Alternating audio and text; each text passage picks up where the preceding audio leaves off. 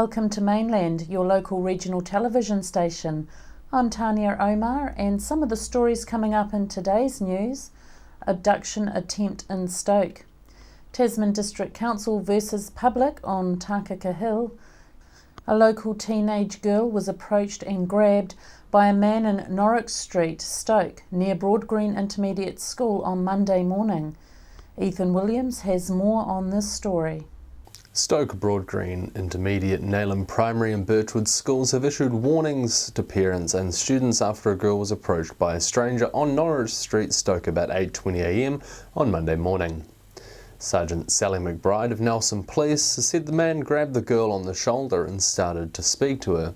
The girl told police the incident made her uncomfortable and she made her way to school, where she reported the incident. Nelson Police said they believed the incident wasn't isolated and they are working to identify the man. Mainland Primary School Principal Janice Galbraith said she was aware of extra patrols in the area and the school had reinforced the importance of safety with the students. Ms Galbraith said that they urged anyone with concerns to get in touch with police. Anyone with information is urged to make contact with Nelson Police by calling 03 546 3840 or reporting information anonymously by calling Crime Stoppers on 0800 555 111. Many items and disputes come to our attention from time to time, and the next story is one we have been following for over 12 months. It's about a public access road on top of the Takaka Hill that heads north from State Highway 6. There are 2 to 3 occupied properties, but the road is mainly used by hang gliders, mountain bikers and the general public. Many people enjoy a walk or cycle the road as the views are stunning. The road is partly on a TDC paper road and partly on a DOC reserve road. Last year, DOC tried to stop people driving vehicles along the road, but has since taken a position that it is happy to grant an easement or do a paper road, a DOC road swap. The Tasman District Council have said a road swap would be more expensive than an easement, but they want the property owners to pay over $12,000 for an easement and pay the cost of maintaining the road for all users and ratepayers. Mainland TV's director, Gary Watson, often helps sort out some of these issues, and we caught up with him to see where this one was at. Okay, Gary, so what's this story all about? Well, for some time we've been following this story from access for a road on the top of the Takaka Hill. Basically, there are about 3 occupied properties up there, and this road is shared by many users, people that are on mountain bikes, going for walks, the hang gliders, and sometimes there's like 40-50 people up there. And the road is actually used by the general public. Part of the road goes through a TDC paper road and part of it goes through a DOC reserve road. DOC issued a notice last year to the landowners saying that they would no longer have access on that road to their properties. They've since changed their position and they are now happy to grant an easement, which would cost about $12,000, or do a road swap. The TDC have said that the road swap would be much higher than the cost of an easement. I've had a number of meetings with Richard Kempthorne, and the council's dug their toes in and said they don't want anything to do with it. Now, I understand that there are roads around the region where there's like 1 or 2 people living at the end, where the TDC have said, look, we don't want to continue maintaining those roads because there's only 1 person at the end and it's uneconomic. Now, in that case, many of those farmers will just run their tractor and grader up and down the road and everything's fine. The difference of this road on the top of the Takaka Hill is it's used by the general public. It is a stunning walk. If you go for a walk along the top there, you can see over both sides of the hill, and it's a lovely, lovely road.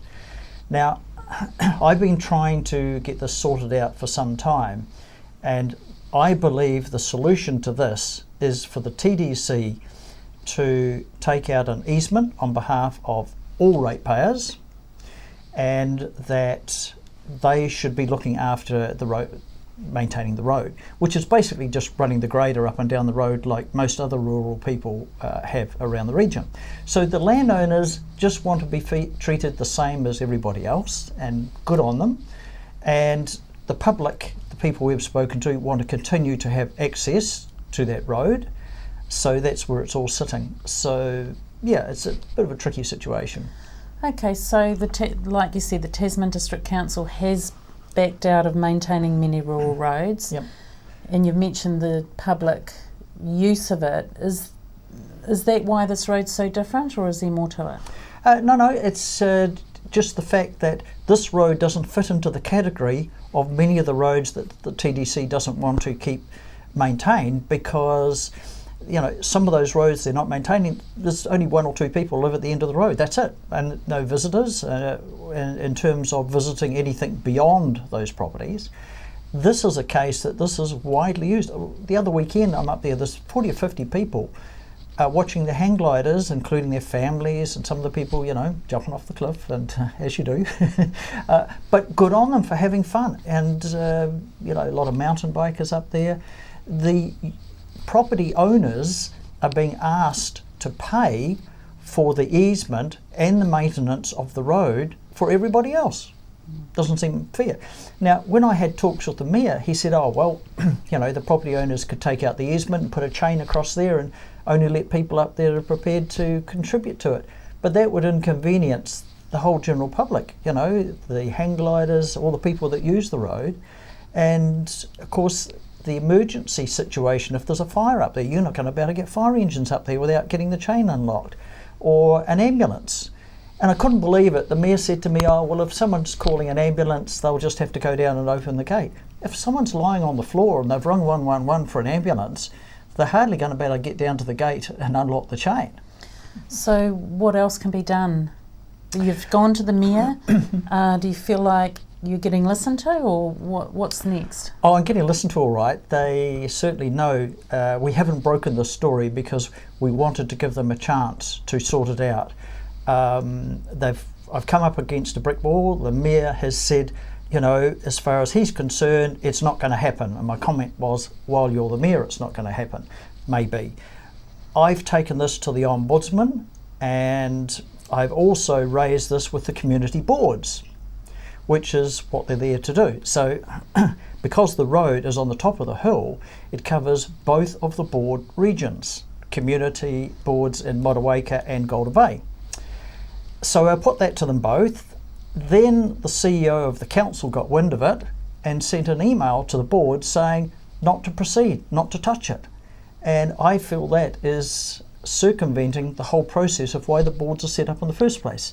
So I've made a complaint under law to the Ombudsman and also to the Auditor General, and they are currently starting their investigation going, and I've been providing them with some more information. And I think there's quite a few surprises, because there is a point of law of which the CEO is interfering in the democratic process, because the process is that if you take an issue to the boards, they will look at it and then they will make recommendation to council as to what they would see as further action to take. So the CEO has circumvented that. So, where do we sit? Well, it's great you can have this voice. Do these other organisations like the hang gliders know what you're fighting for them? We've made people aware of what's going on. All of the landowners up there have signed a document to say that they're happy for this to proceed. So, all of the hurdles have been removed except for the stubbornness of the council. And these people just want to be treated the same as everybody else. They pay huge amounts of rates because there's quite a lot of land up there. And they just want to be treated fairly. And I think I'm just going to keep battling for these guys to sort it out. But this is the first time I've made this public, and I'm sure it won't be the last. Late last year, Mainland caught up with Pakawa Beach property owner Laurie Jarrett over the erosion issues the Pakawa Beach community have been facing.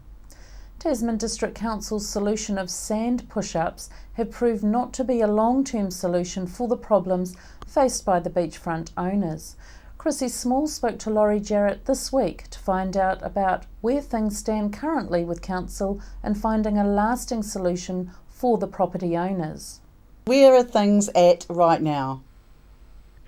Well, right now, Chrissy, we have got estimate on consent prices from TDC staff, and we have an upgraded a price from the contractor to put a rock wall in, and staff have determined that the standard of the wall, the existing wall is not of a acceptable standard, so that they have upped the specifications, which has pretty much doubled the price of the wall. So what was probably an average of $10,000 per property is now around $20,000 per property. And the administration costs, which council want us to pay, is in the vicinity of about $6,000 per property. And so where we're at the moment is that there's an email gone out to all those people that are directly affected to see, are they prepared to go down this road of a notified consent, or are they not? Do they want to explore another avenue?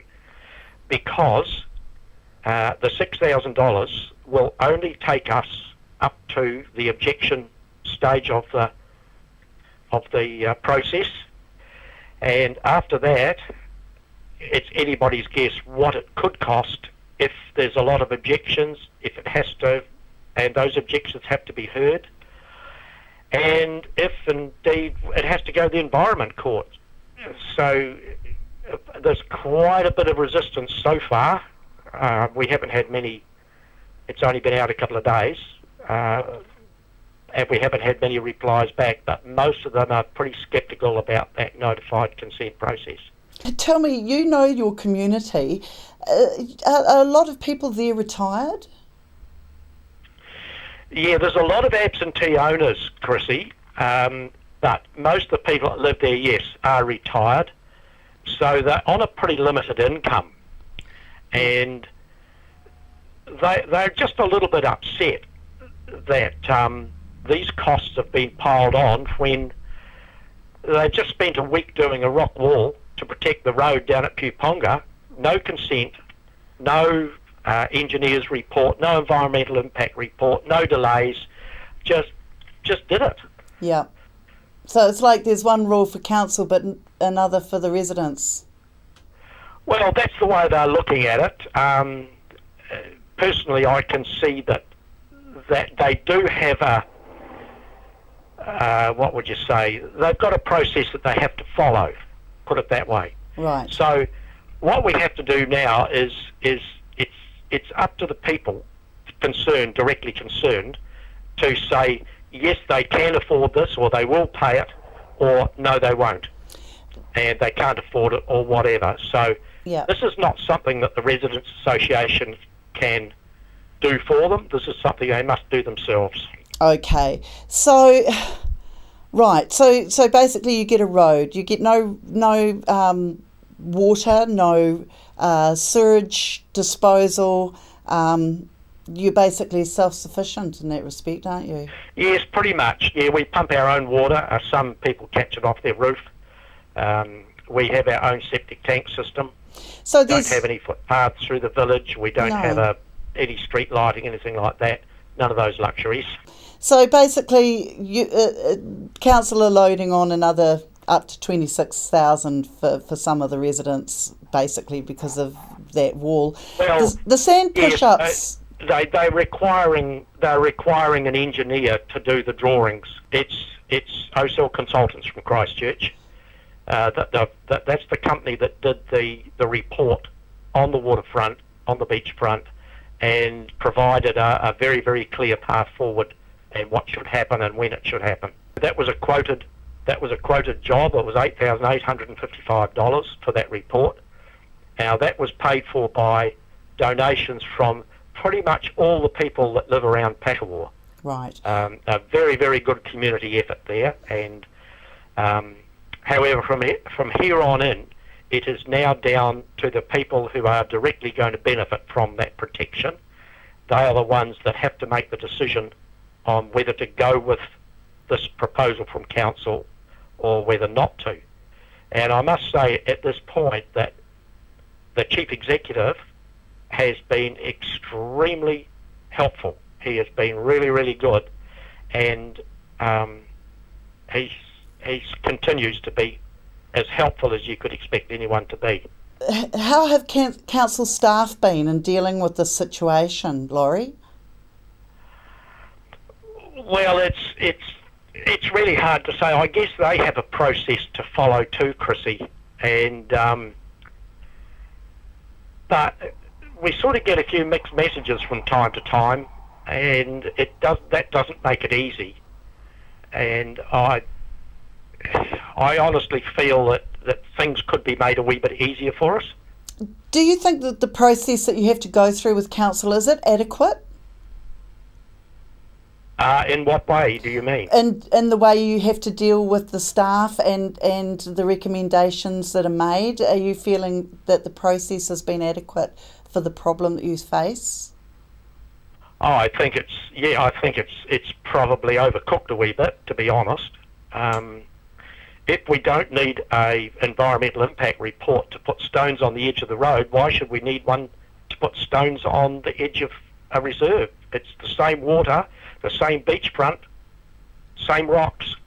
This is what people are having a problem with, is that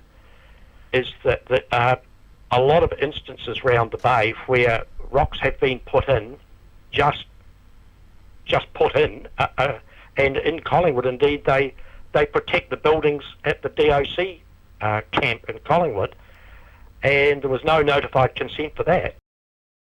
Our neighbours in Seddon experienced a short, sharp shock yesterday, just before 1 p.m, when a magnitude 4.6 earthquake struck 5 kilometres southwest of the township at a depth of only 10 kilometres.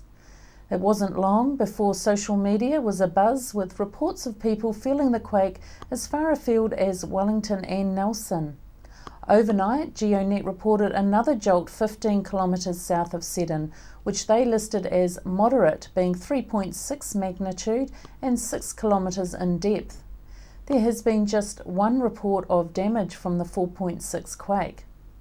Like Christchurch, Seddon has been experiencing ongoing shakes since a major earthquake measuring 6.6 on the Richter scale damaged every home in Seddon in August 2013. Nelson's Startup Weekend participants are recuperating from a 54-hour stint to bring their idea to life in front of a panel of judges as part of Innovate Nelson's strategy to kickstart new businesses and generate new ideas in our region. We followed up Innovate Nelson's interim manager, Jen Stewart, whom we interviewed last week about the Startup Weekend. She said there were 54 participants broken up into 9 teams. The winning startup idea was a Nap Nanny app, which tracks a baby's head position while sleeping.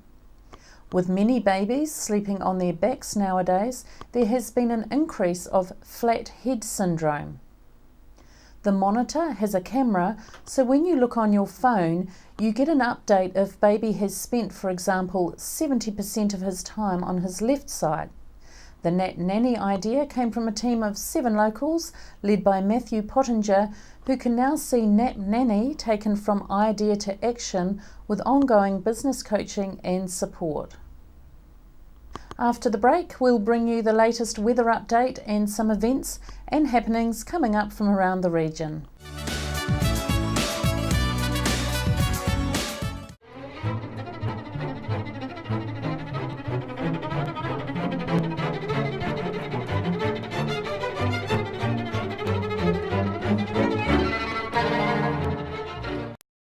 Why would you want to pay as much as $1,000 for a single bed mattress when you can buy a high quality locally made mattress like this for as little as $220. And a queen size mattress could cost you in excess of $3,000, but at Nelson Beds you could have a mattress like this as low as $425. So why would you go out and spend a fortune on your child's bedroom when you can come to Nelson Beds and buy a complete single mattress and base set, a 7-drawer Scotch chest, a headboard and a 3-drawer bedside cabinet for as little as $979. So call and discuss our custom manufacturing options and local after sales service at Nelson Beds, Nelson's only bedding manufacturer.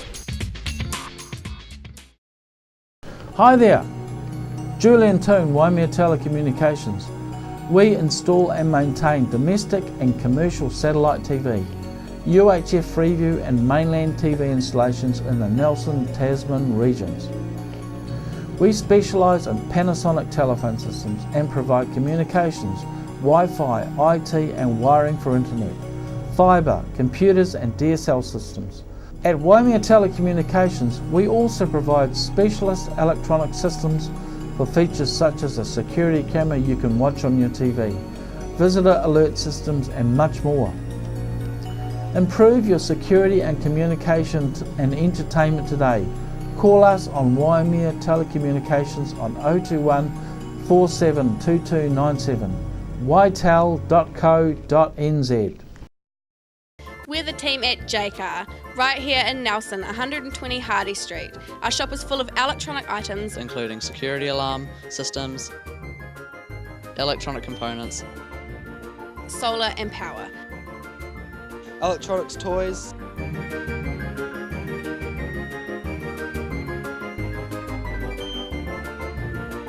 sound systems, cables and much, much more.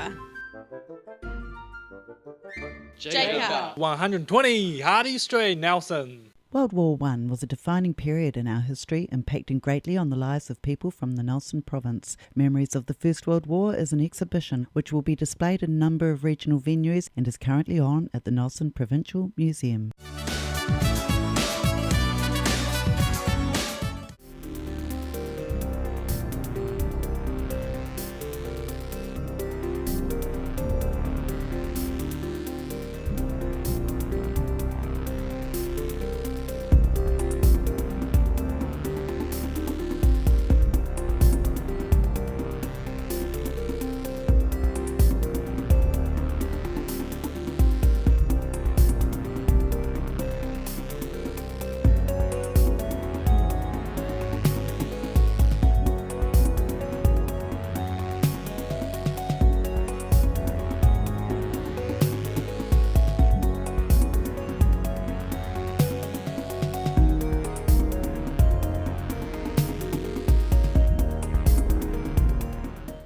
Sit and Be Fit is on at the Victory Community Centre Tuesdays and Thursdays at 10 a.m. at the Victory Community Church, 238 Upper Vanguard Street. School terms only.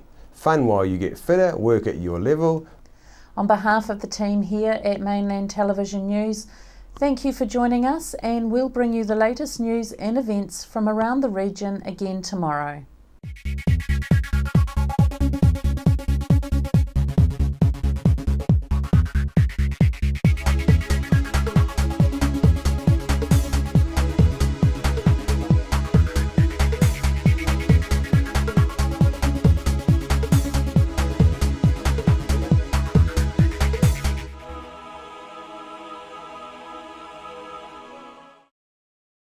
Supporting local content so you can see more of New Zealand on air.